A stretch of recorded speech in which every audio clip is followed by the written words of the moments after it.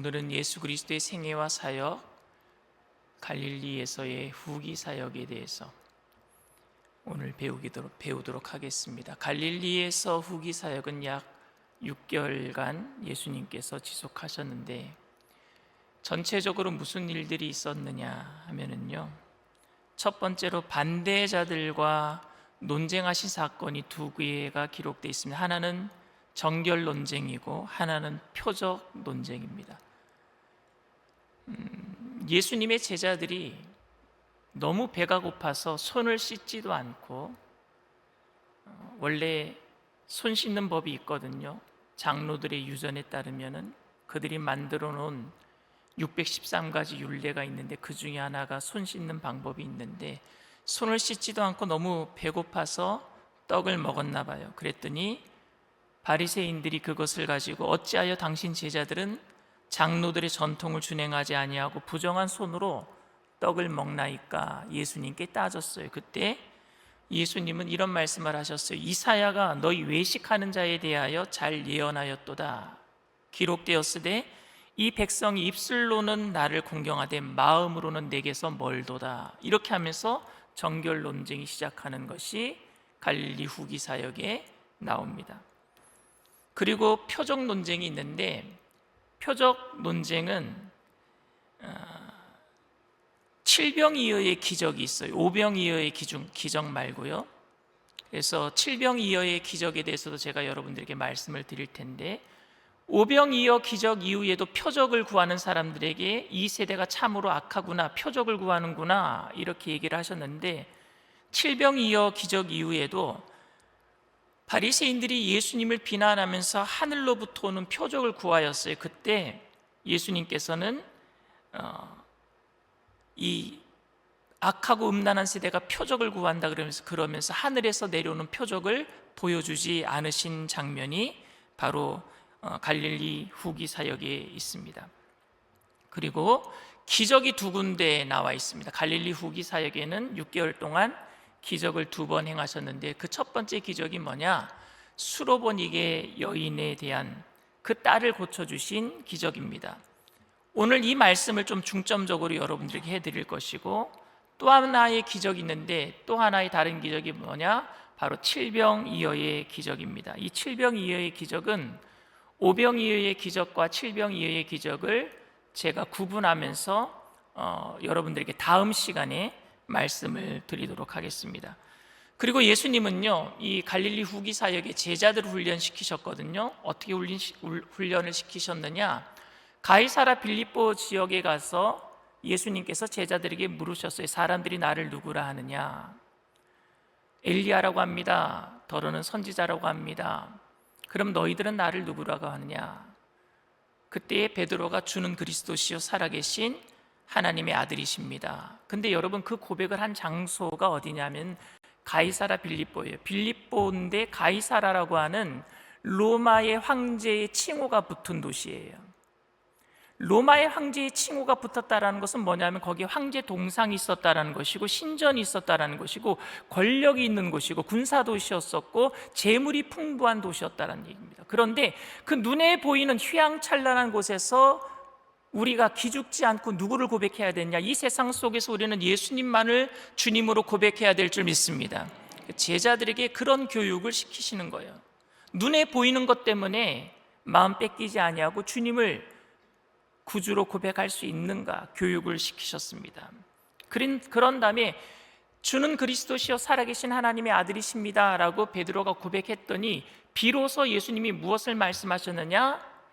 예루살렘에 가서 고난받으실 것과 죽으실 것과 부활하실 것에 대해서 비로소 말씀하셨다 그랬어요. 오늘 우리가 하나님의 비밀을 깨닫기 위해서는요, 축복만 받는 게 아니라 고난도 받고, 하나님의 뜻에 따라서는 우리가 모든 것이 합력해서 선을 이루실 것도 알고, 그러니 우리가 우리의 마음을 하나님께 다 드릴 때에 주님의 말씀이 깨달아지게 될 줄 믿습니다.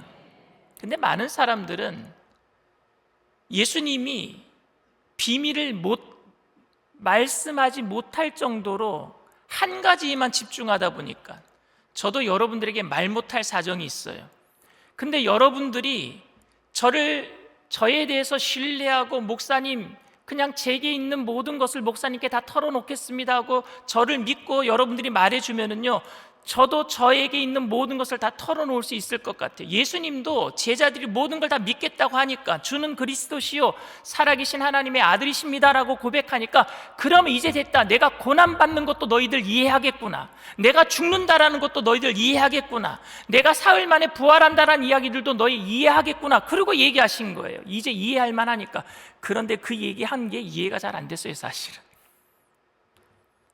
그리고 나서 예수님은요, 변화산으로 제자들을 데리고 가셔서 변화산상에서 예수님이 엘리야와 모세를 만나는 장면을 베드로와 야고보와 요한이 보게끔 하셨습니다.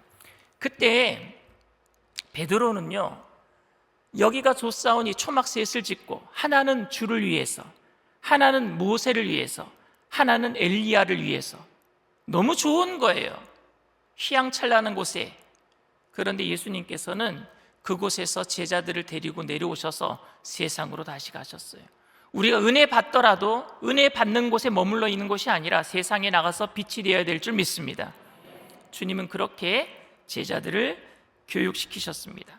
그리고 나서 제자들이 무슨 이야기를 하느냐, 천국에서 누가 큰 자입니까? 이렇게 물어봐요.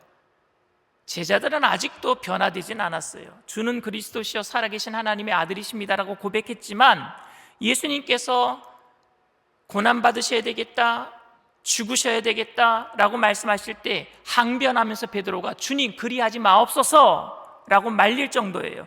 그러니까 그들은 아직도 예수님이 예루살렘에 들어가시면은 로마의 압제에서 우리들을 구원할 정치적인 메시아 정도로만 생각하고 있었던 것이죠. 그리고 그들이 민중 봉기를 일으키고 데모스트레이션을 일으키고, 그래서 이스라엘이 독립하게 되었을 때 그들은 우편에 앉겠다, 예수님의 좌편에 앉겠다, 내가 영의정이 되겠다, 좌의정이 되겠다, 우의정이 되겠다, 누가 첫째가 되겠습니까? 이런 싸움으로 물어본 거예요. 누가 첫째가 됩니까? 천국에 가면은 누가 큰 자가 됩니까? 그들이 말하는 천국은 이 땅에서 하나님과 예수님과 그냥 이 나라에서 잘 먹고 잘 사는 나라가 천국 정도로 생각한 것 같아요. 그때 예수님께서는 한 어린아이를 품에 안으시고 뭐라고 말씀하셨느냐? 자기를 낮추는 자가, 이 어린아이처럼 자기를 낮추는 자가 천국에서 큰 자이다. 그리고 이 어린아이 같이 작은 소자 한 사람을 영접하면은 그 사람은 나를 영접한 사람이 된다. 그런데 작은 소자 한 사람이라도 실족하게 만들면은 너희들은 연자맷돌을 메고 저 바다에 빠져버려라, 차라리 죽는 게 낫다, 이렇게 얘기를 합니다. 그리고 너희 손 하나가 잘못하면 손을 끊어버리고 천국 가는 게 낫다. 네 발이 잘못하면 발을 하나 끊어버리고 절름발이로 천국에 가는 게 낫다. 네 눈이 잘못하면 눈 하나를 뽑아버리고 천국에 가는 게 낫다. 이런 얘기를 합니다. 그리고 나서 연이어서 무슨 얘기를 하느냐, 양 99마리가 있고 한 마리 양을 잃어버렸으면 그 한 마리 양을 찾아 떠나는 목자의 심정에 대해서 연이어서 계속 얘기하고 있어요. 이 이야기의 공통된 주제가 여러분 뭔지 아시겠어요? 한 사람이라도 실족한 사람 살려내는 게 천국에서 큰 자란 얘기예요. 한 사람이라도 실족한 사람들 찾아내는 우리 교회 되게 될 줄 믿습니다. 그래서 여러분, 생짜배기 새신자 전도하는 것도 중요한데 더 중요한 건 뭐냐, 우리 교회에서 실족하고 떠나간 사람 전도하는 게 더 중요하단 말입니다. 왜? 그런 사람 찾아내는 게 천국에서 큰 자란 말입니다. 주님은 그렇게 말씀을 하고 계세요. 오늘은 수로보니게 여인의 딸을 고치신 예수님에 대해서 우리가 한번 집중적으로 말씀을 좀 나누고자 합니다. 수로보니게 여인의 딸을 고치신 그 본문이 마가복음 7장 24절에서 30절 말씀인데 우리 다 같이 읽겠습니다. 예수께서 일어나사 거기를 떠나 두로 지방으로 가서 한 집에 들어가 아무도 모르게 하시려 하나 숨길 수 없더라. 이에 더러운 귀신 들린 어린 딸을 둔 한 여자가 예수의 소문을 듣고 곧 와서 그 발 아래에 엎드리니, 그 여자는 헬라인이요 수로보니게 족속이라. 자기 딸에게서 귀신 쫓아내 주시기를 간구하거늘 예수께서 이르시되 자녀로 먼저 배불리 먹게 할지니 자녀의 떡을 취하여 개들에게 던짐이 마땅치 아니하니라. 여자가 대답하여 이르되 주여 올소이다마는 상 아래 개들도 아이들이 먹던 부스러기를 먹나이다. 예수께서 이르시되 이 말을 하였으니 돌아가라. 귀신이 내 딸에게서 나갔느니라 하심에 여자가 집에 돌아가 본즉 아이가 침상에 누웠고 귀신이 나갔더라. 아멘. 여러분들은 혹시 어떤 목표를 이루기 위해서 모욕적인 언사와 욕설을 참고 인내한 적이 있으십니까? 돈 빌리러 가서 갖은 수모를 다 겪고 결국에 돈을 빌리긴 했는데 마음은 너무 아픈 거예요. 자식을 위해서, 여러분, 자식이 잘 되기 위해서 남들 앞에서 굽심거려 본 그런 경험이 있으십니까? 오늘 말씀은 위 권세가 어떤 것을 시키더라도 아멘하고 따르면 결국 큰 축복을 받는다.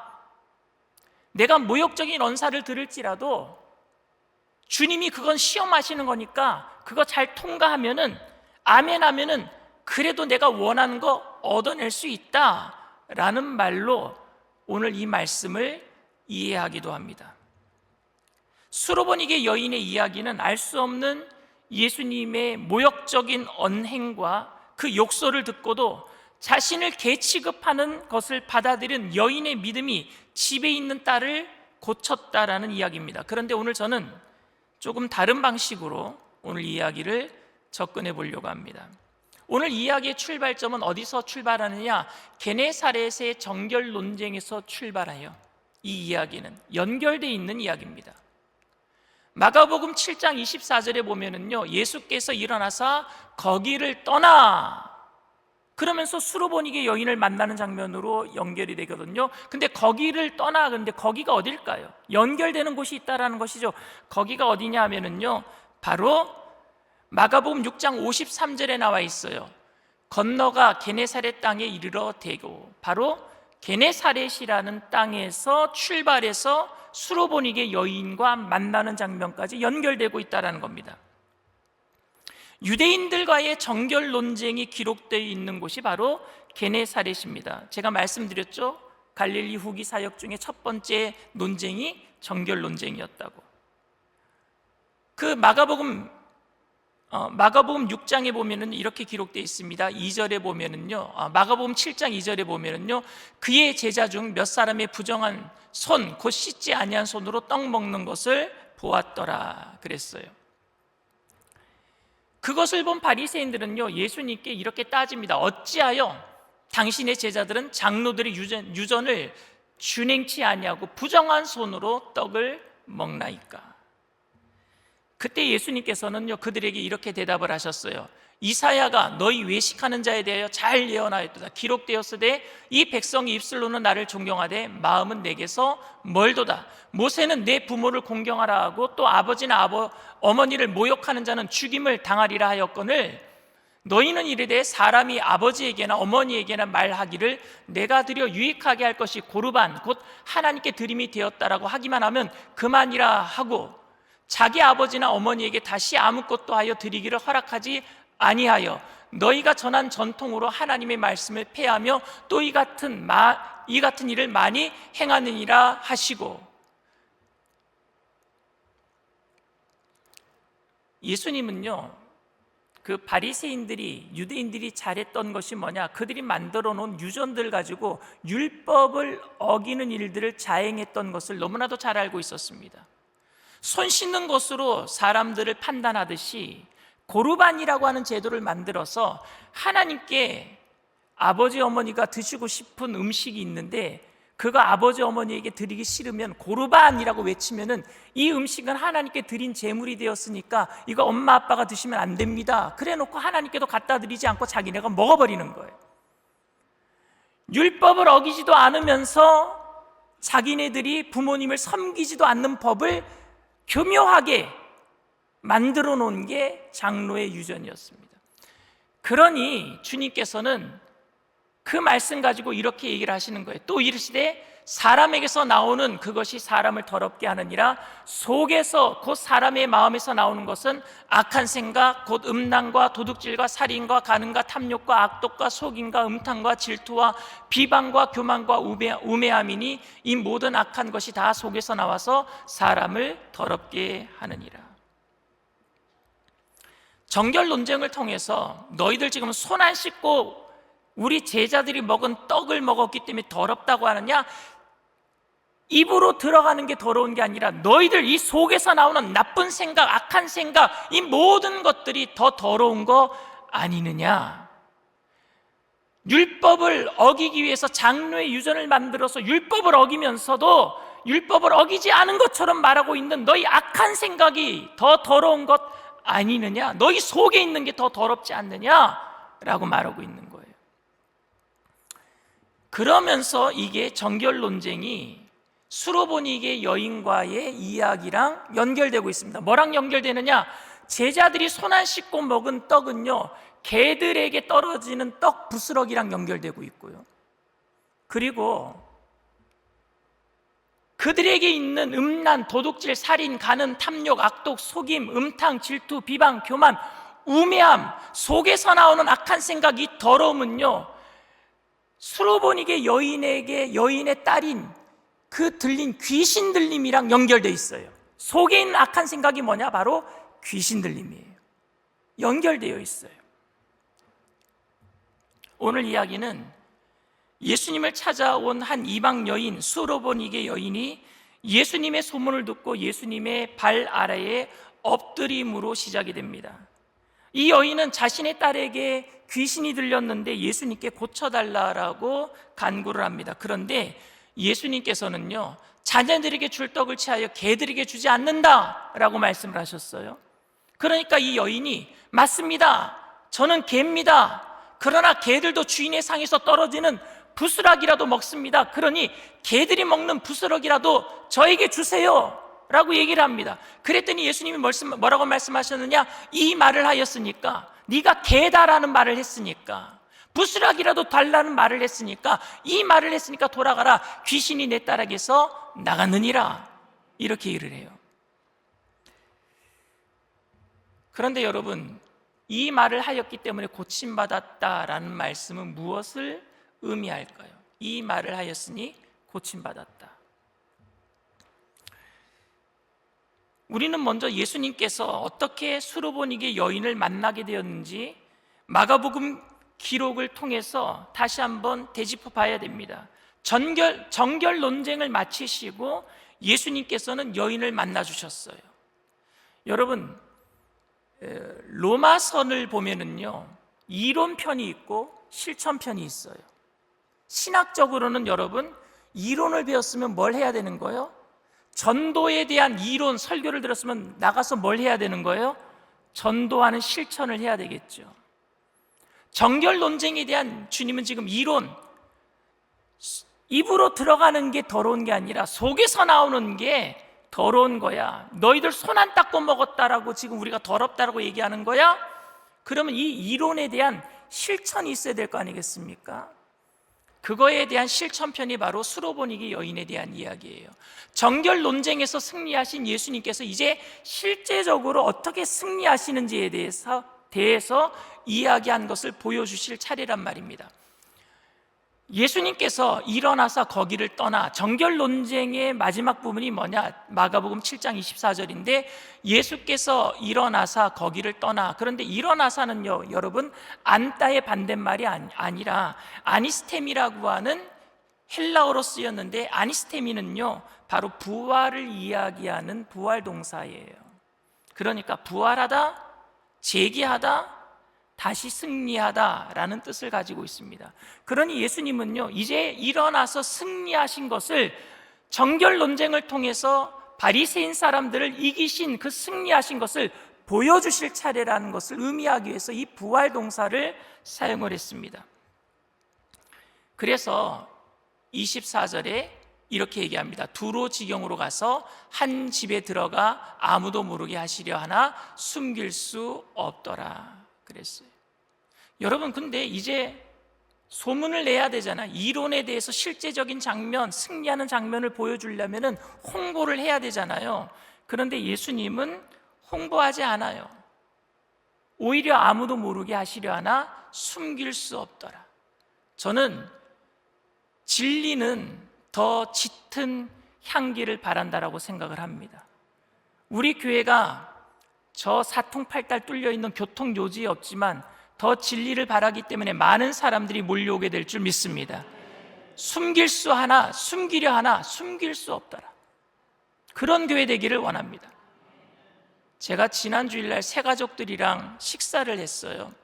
한 10명 내외와 식사를 했는데 식사가 끝난 다음에 다 물어봤어요. 어떻게 오시게 되셨어요? 그랬는데 단 한 명만 누구 전도로 왔어요. 그리고 다른 분들은 다 어떻게 오셨느냐? 인터넷을 통해서 목사님 설교 듣고 왔어요. 그래요. 박수 받을 일이 아니에요. 그만큼 여러분들이 지금 전도 안 하신다는 말씀이에요.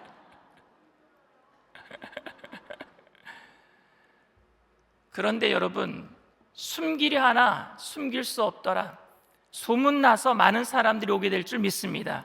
근데 거기다가 우리가 또 관계로 전도를 한다면 더 많은 사람들이 우리 주님께 돌아오게 될 줄 믿습니다.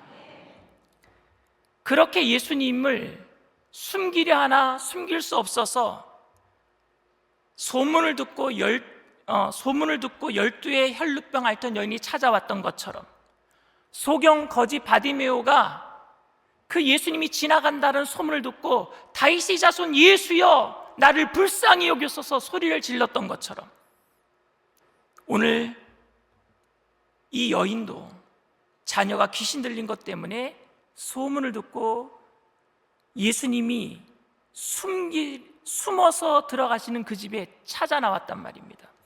그런데 여러분, 성경에서 말하는 귀신 들림은 무엇을 얘기할 거예요? 성경에서 말하는 귀신 들림, 성경에서 말하는 귀신 들림에 대해서 마가복음 7장 21절 22절에 이렇게 이야기합니다. 우리 다 같이 다시 한번 읽겠습니다. 속에서 곧 사람의 마음에서 나오는 것은 악한 생각, 곧 음란과 도둑질과 살인과 간음과 탐욕과 악독과 소임과 음탕과 질투와 비방과 교만과 우매함이니 이 모든 악한 것이 다 속에서 나와서 사람을 더럽게 하느니라. 그러니까 정결 논쟁 마지막 부분에 있었던 이 악한 생각이 바로 귀신 들림이에요. 속에서 나오는 악한 것들이 다 귀신 들림입니다. 더러운 것을 씻어내고자 했는데 손 씻는 것으로 여러분 마음의 악한 생각이 씻어집니까? 안 씻어지잖아요. 그들은 손을 씻은 것만으로 자기네들이 깨끗해졌다라고 착각을 했어요. 유대인들은 정결의식을 통해서 자기네들은 거룩해졌다, 깨끗해졌다 생각했지만 보이지 않는 그들의 마음속에 있는 귀신 들림에 대해서 예수님은 너희들이 더 악한 사람들이다, 귀신 들려있는 사람들이다. 반면에 수로보니게 여인은 그것을 알고 고침받기를 원했단 말입니다. 그래서 성경은 이 귀신 들린 사람에 대해서 예수님이 좀 일부러 차갑게 대하신 것 같아요. 여러분 한번 생각해 보세요. 예수님이 왜 수로보니게 여인을 차갑게 대하시는 겁니까? 마가복음 7장 26절에 헬라인이요 수로보니게 족속이라 그랬는데 페니키아, 헬라인, 옛 아수르 제국의 사람이고 잘 먹고 잘 사는 그런 지금으로 얘기하면 미국 시민권을 가지고 있는 귀부인이었어요. 귀부인, 헬라인이요 수로보니게 족속이라 이렇게 얘기하는 것은 귀부인이었다라는 얘기입니다. 이스라엘 민족과는 좀 차별이 있는 문화적인 삶을 살았다라는 그런 이야기입니다. 그런데 예수님의 반응은 쌀쌀맞기 그지없습니다. 사실은 마가복음 5장에 야이로의 딸을 고치기 위해서 예수님은 그 집에까지 찾아가 주셨어요. 근데 그 마가복음 5장에 바로 전에는 직접 집까지 찾아가 주셨는데 이 여인에게는 아예 찾아갈 마음도 없거니와 그리고 가고 싶지 않으셨는지 아니면 가기 전에 무엇인가 확인해야 할 일이 있었는지는 모르겠지만 예수님은 그녀에게 이렇게 말씀을 하셨어요. 마가복음 7장 27절에 예수께서 이르시되 자녀로 먼저 배불리 먹게 할지니 자녀의 떡을 취하여 개들에게 던짐이 마땅치 아니하니라. 지금 예수님의 모습은 어떤 모습이에요? 전형적인 유대인들의 모습으로 변질되어 있어요. 겉모습으로 손을 씻지 않고 떡을 먹었다라고 부정한 사람들이라고 취급했던 유대인들의 모습처럼 그러니까 오버랩돼 있단 말이에요. 오버랩. 그런데 더 놀라운 것은 이 예수님의 모욕적인 언사에 반응하는 이 여인의 모습입니다. 여인은 28절에 이렇게 얘기합니다. 여자가 대답하여 가로되 주여 올소이다마는 상 아래 개들도 아이들이 먹던 부스러기를 먹나이다. 마치 개라도 된 것처럼 예수님의 말씀을 덥석 받아 물어버립니다. 예수님께서는 여인에게 왜 이러한 폭언을 서슴지 않고 하셨겠습니까? 그것은 마치 바리새인들이 손을 씻지 않고 음식을 먹는 제자들을 개 취급한 것처럼 예수님이 지금 이 여인을 개 취급하고 있는 모습으로 보여주고 있는 거예요. 너희들 모습이 바로 내가 이렇게 여인을 대하는 모습 아니겠느냐. 그런데 예수님께서는 그렇게 자기가 개가 된 것처럼 말하고 있는 그 여인에게 이렇게 말씀하셨어요. 다 같이 읽겠습니다. 예수께서 가라사대 이 말을 하였으니 돌아가라. 귀신이 내 딸에게서 나갔느니라 하시니. 이렇게 얘기를 하셔요. 예수님, 제가 개인 것 알겠습니다. 예수님의 말씀에 제가 전적으로 동의합니다. 유대인이 먼저라는 것도 알겠습니다. 유대인들이 먼저 그 떡을 받아 먹어야 될, 복음의 떡을 받아 먹어야 될 자녀라는 것도 알겠습니다. 그런데 아이들이 먹다가 떨어지는 부스러기라도 내가 먹으면 안 되겠습니까? 정결 논쟁의 유대인들은 형식적으로 부정하지만 않으면 된다라고 생각했지만 여인은 자신 전체가 주님 앞에 부정한 개만도 못한 존재임을 고백했습니다. 그런데 당당했어요. 혈통존 상류층 여인에게서 찾아볼 수 없는 겸손의 당당함과 귀신 들린 딸을 둔 어머니의 절박함이 이 지체 높은 여인의 알량한 자존심을 뛰어넘게 한 줄 믿습니다. 개의 목, 부스러기라도 좋으니까 저에게 주십시오. 개에게도 몫이 있으면 주십시오. 그것을 가지고 제가 물어다가 자녀에게 먹이겠습니다. 여러분, 이 말을 하였으니 바로 어머니가 변화되었기 때문에 그 자식도 변화된 것을 예수님께서 선포하신 겁니다.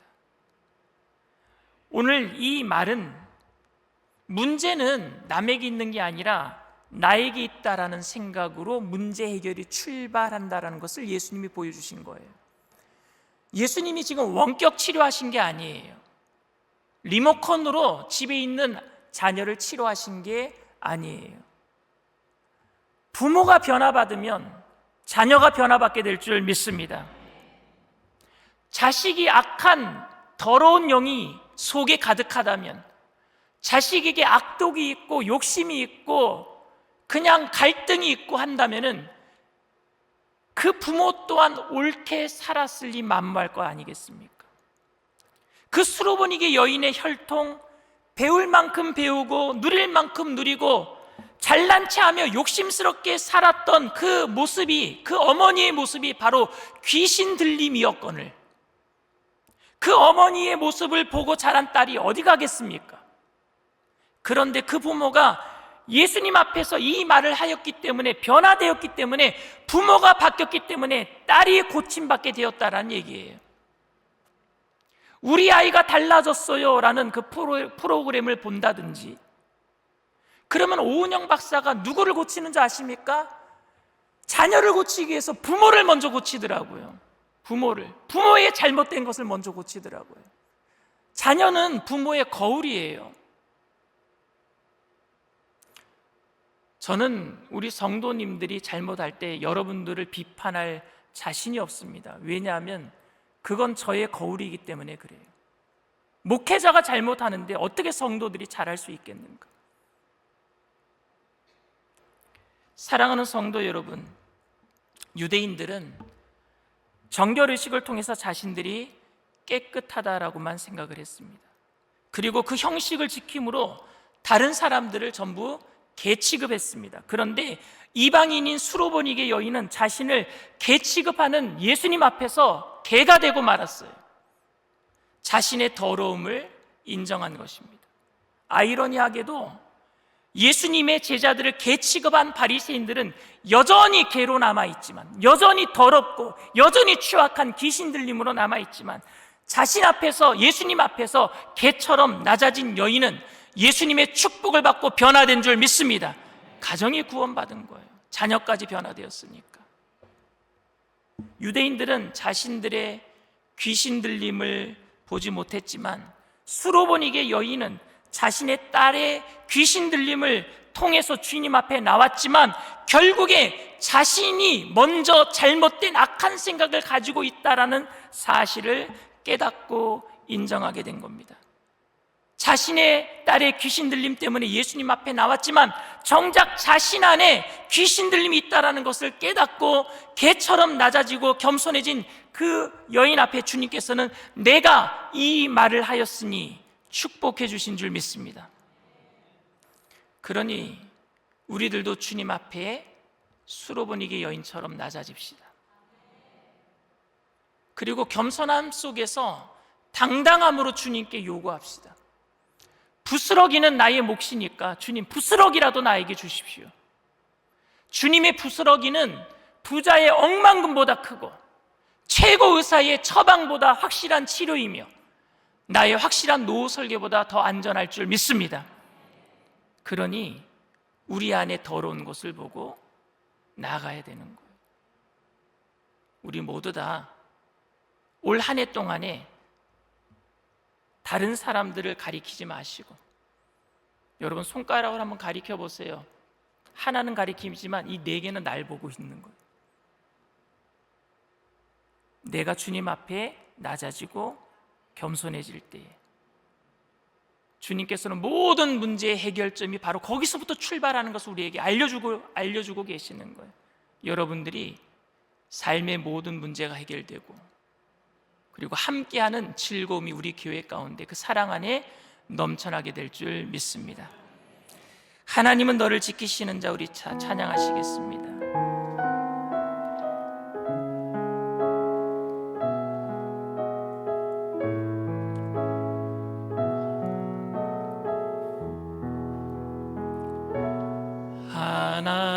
하나님은 너를 지키시는 자, 너의 우편에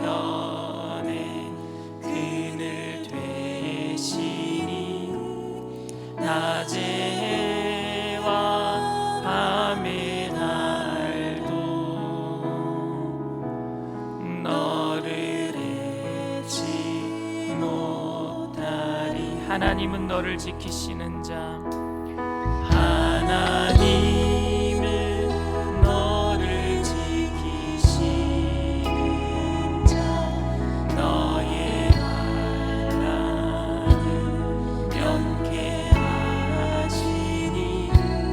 그가 너를 지키시리라. 너의 주님을 지키시리라. 눈을 들어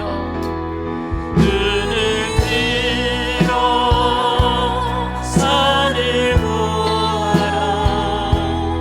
너의 도움 어디서나 천지지신 너를 만드신 여호와께. 하나님은 너를 지키시는 자, 하나님은 너를 지키시는 자, 너의 우편에 그늘 되시니 낮의 해와 밤의 달도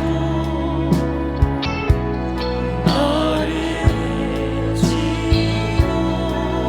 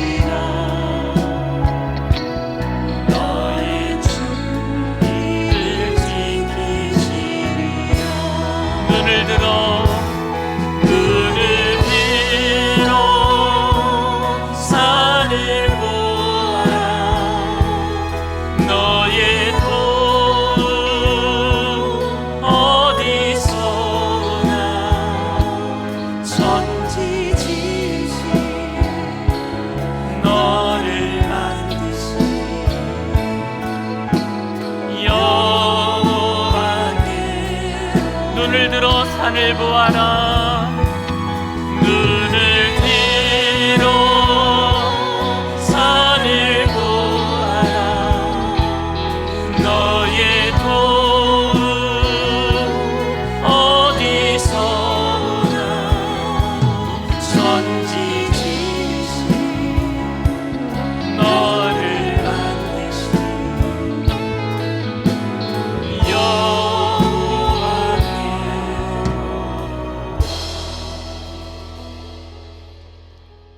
힘들고 어려울 때에 주님의 소문을 듣고 찾아 나왔던 여인처럼 오늘도 우리가 주님 앞에 나아갈 때에 주님은 우리의 신음소리에도 응답해 주실 줄 믿습니다.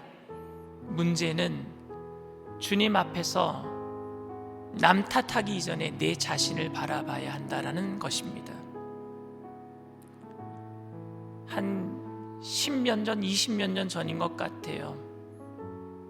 저는 다른 종교가 잘한다 못한다 그런 이야기 하고 싶지는 않지만 캐톨릭에서 정말 잘한 운동이 하나 있습니다. 그것이 뭐냐? 내 탓이요 내 탓이로소이다. 차에다가 다 내 탓이요라는 것을 붙이고 다녔었어요. 근데 지금은 이 나라가 어찌 된 일인지 다 남 탓합니다. 근데 예수 믿는 사람들조차도 남 탓한다면 주님 앞에서 우리가 받을 복이 무엇이 있겠습니까? 주님 앞에 설 때에 우리 자신을 다시 한번 되돌아보기를 원합니다. 남들이 손 안 씻고 부정하다라는 말 하기 전에 내 안에 악한 생각은 없는지, 내 안에 악독한 일들은 없는지, 내 자신을 바라볼 때에 주님께서는 그 안에 새로운 일들을 일으켜 주시고 정한 마음을 창조하시고 성령으로 채워주시고 모든 문제를 해결해 주실 줄 믿습니다. 이 시간 성령님 우리를 새롭게 하여 주시옵소서. 이 나라를 새롭게 하여 주시옵소서. 우리 주님 세 번 부르고 통성으로 간절히 기도합니다.